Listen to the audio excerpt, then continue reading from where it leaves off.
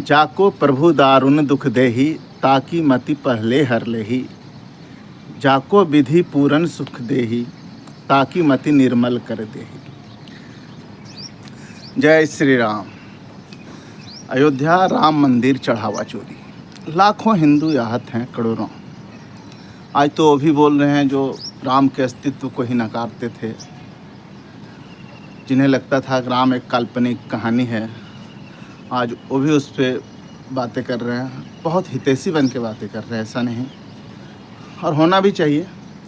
अगर चोरी हुआ है, चोरी तो हुआ है, वो स्पष्ट देखा गया है और सबने देखा किस तरह से। और चोरी कोई बाहर के लोग नहीं बल्कि घर के लोग की है। लेकिन भगवान राम के लिए कोई नई बात नहीं है।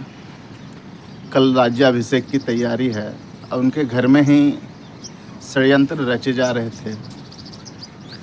मंथरा और कैकई, जो कैकई शायद उन्हें कौशल्या से ज़्यादा प्यार करती थी, जिस तरह रामायण में दिखाया गया।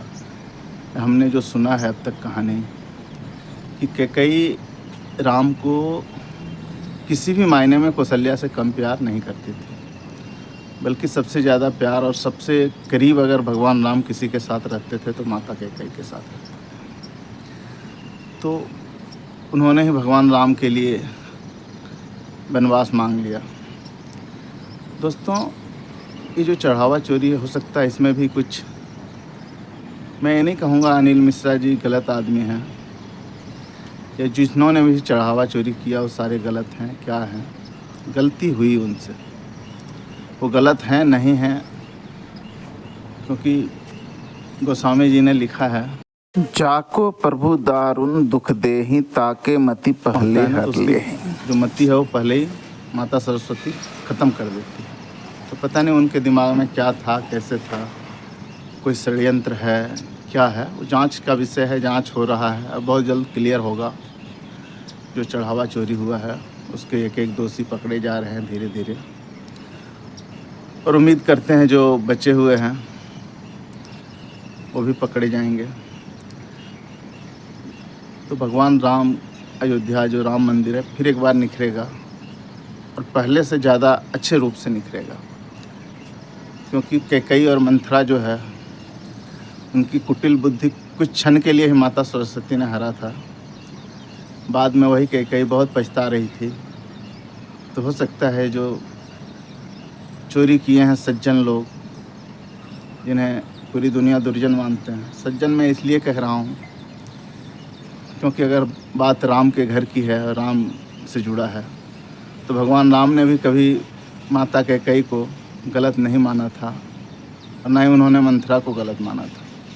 हालांकि भरत जी को लगा था ये दोनों ही गलत हैं। इन भगवान राम भरत से भी रुष्ट हो गए थे कि अगर उन्होंने माता कैकई को कभी गलती से भी गलत कहा तो फिर समझना कि मैं तुम्हारा भाई नहीं। तो ऐसी है, तो इसलिए मैं उनको भी सज्जन कह रहा हूँ, जिनकी मति, क्योंकि बगैर उन प्रभु की इच्छा के कुछ हो नहीं सकता। अरे उन्हीं की इच्छा रही होगी कि जो कालनेमी साधु भेष में वहाँ हैं उसे हनुमान जी पहचाने, और फिर कालनेमी की सज़ा पता ही है क्या होता है। पहले गुरु दक्षिणा, बाद में गुरु दीक्षा। तो उम्मीद करते हैं जो भी कालनेमी वहाँ घुसे पड़े थे उनको गुरु दक्षिणा अच्छे से मिलेगा, बाद में वो गुरु दीक्षा लेंगे। तो ये आहत होने की ज़रूरत नहीं है। अगर कुछ चंद लोग